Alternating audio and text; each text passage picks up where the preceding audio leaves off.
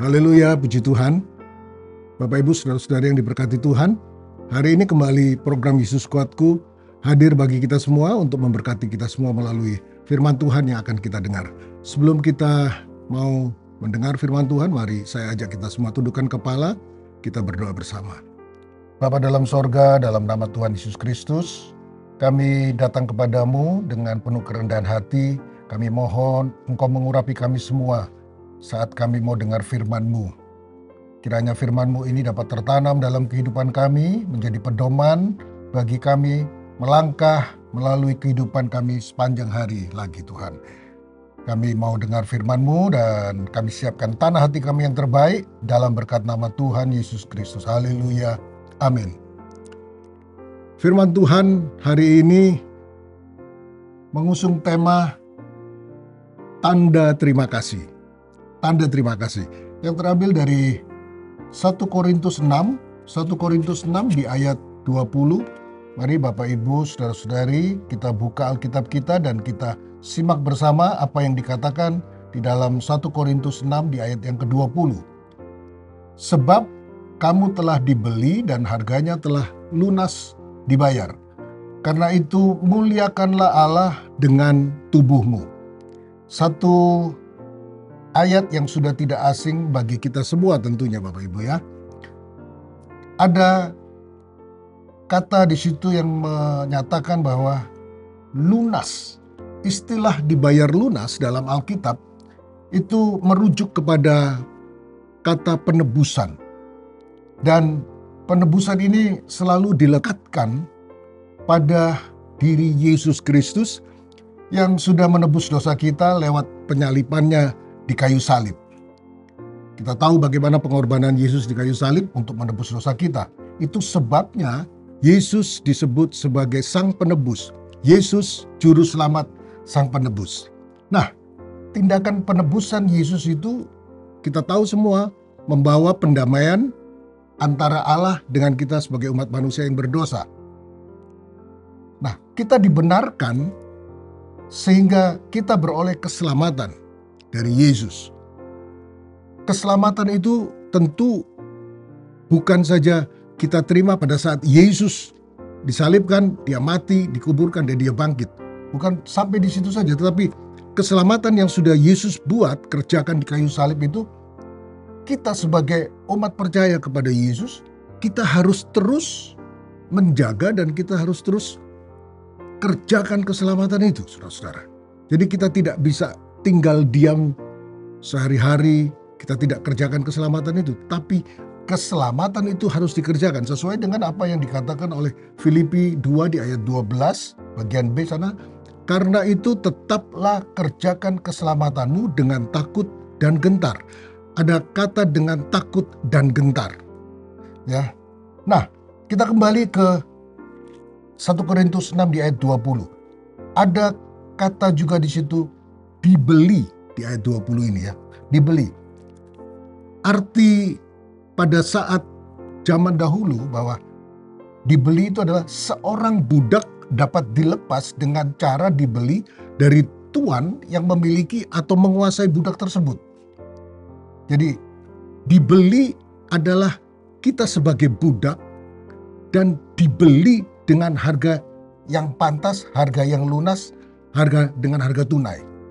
Nah, Tuhan Yesus membeli kita dengan harga yang sangat mahal. Melalui apa? Kita tahu sendiri dengan melalui pengorbanannya di kayu salib. Seperti yang saya katakan semula. Dengan darah yang sudah tercurah untuk menebus dan membebaskan kita dari perbudakan dosa kita, saudara-saudara. Dengan darah yang mahal, bukan dengan barang yang fana. Kita sudah sering dengar kalimat-kalimat seperti itu. Dengan darah yang mahal, bukan dengan barang yang fana.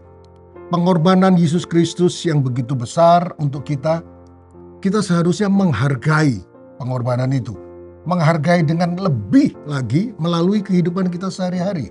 Sampai kapanpun memang kita tidak akan dapat membalas apa yang sudah Yesus lakukan di kayu salib. Apa yang sudah Yesus kerjakan untuk menebus dosa kita. Kita tidak dapat membalas semua kebaikan Tuhan dengan apapun yang kita punya. Tidak dapat, saudara-saudara.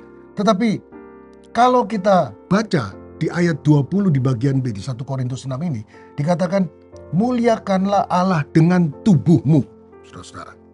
Ya, muliakanlah Allah dengan tubuhmu.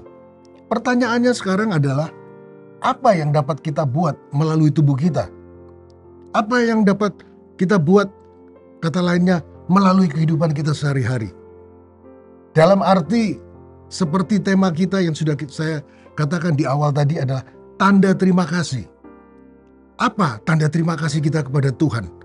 Kata lainnya juga, apa ucapan syukur kita kepada Tuhan yang sudah memberikan hidupnya bagi kita, membebaskan kita dari dosa. Roma 12 ayat 1. Roma 12 ayat 1, di situ dikatakan, Roma 12 di ayat 1, karena itu saudara-saudara, demi kemurahan Allah aku menasihatkan kamu, supaya kamu mempersembahkan tubuhmu sebagai persembahan yang hidup, yang kudus, dan yang berkenan kepada Allah. Itu adalah ibadahmu yang sejati. Ya, jadi kita mempersembahkan tubuh kita ini sebagai persembahan yang hidup dan kudus, saudara-saudara. Ya, itu ibadah kita yang sejati.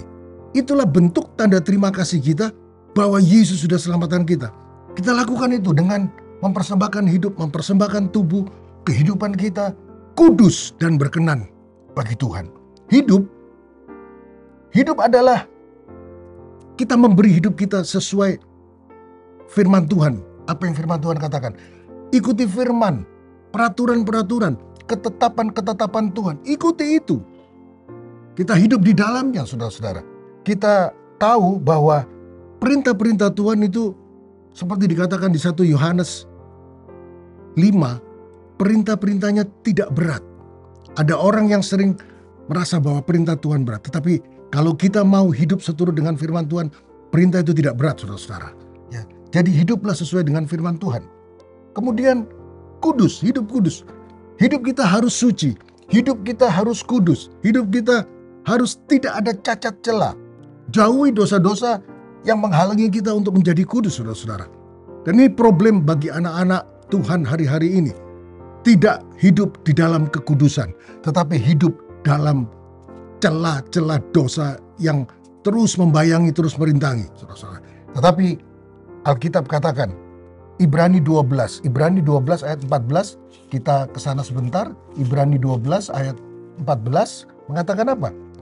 Berusahalah hidup damai dengan semua orang dan kejarlah kekudusan, sebab tanpa kekudusan tidak seorang pun dapat melihat Tuhan.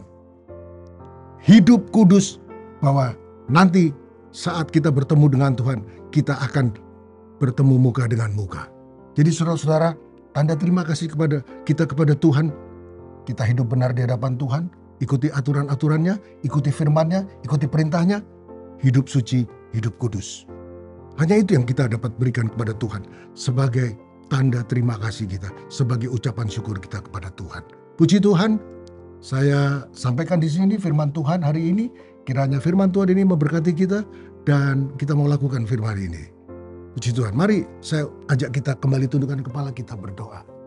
Bapa dalam sorga, terima kasih buat firman-Mu bagi kami hari ini. Biarlah hidup kami terus persembahkan bagi Tuhan. Hidup benar di hadapan Tuhan, hidup sesuai dengan firman-Mu, menuruti perintah-perintah-Mu, ketetapan-ketetapan-Mu, aturan-aturan-Mu, dan kami hidup suci, hidup kudus.